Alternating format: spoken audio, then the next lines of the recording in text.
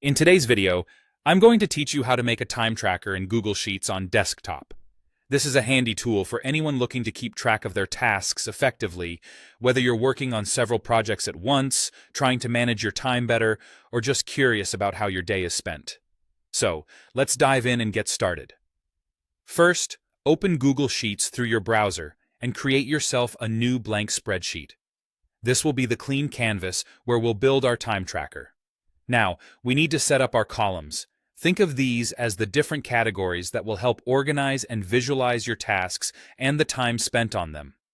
In our spreadsheet, let's create 4 columns with the headers: Task, Start Time, End Time, and Total Time, from left to right. Each column represents a vital part of the time tracking process, allowing you to see the name of your task, the start time, the end time, and of course, the total minutes or hours you spent on each task. Next, under the Task column, go ahead and enter the names of your tasks.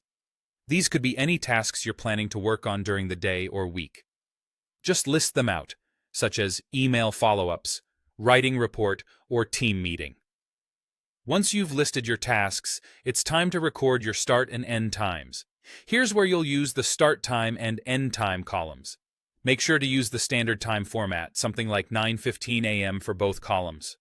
This is crucial because the formula we're about to use will recognize this specific format to calculate correct time durations.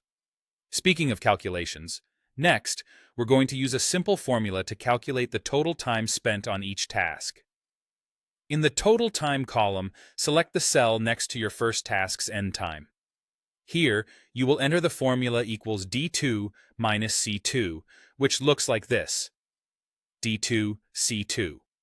By doing this, you create a formula that subtracts the start time from the end time, giving you the duration of each task. After you've set your formula, you might notice that format needs a little tweaking. Let's format the Total Time column to display this information beautifully and accurately as hours and minutes. Highlight the entries in the Total Time column, then click on the Format menu, choose Number, and finally select Duration. Now, your times will show up perfectly as hours and minutes. Once your individual times are calculated, you'll want a total of all tracked time. This is where we use the sum function. Select a cell at the bottom of the Total Time column, where you'll total all your times. In this cell, type in the formula sum E2E, where E2 is the first cell in the Total Time column with the calculated duration. And that's how you make a time tracker in Google Sheets on desktop. With this setup, you can easily manage your workload and gain insight into your time management.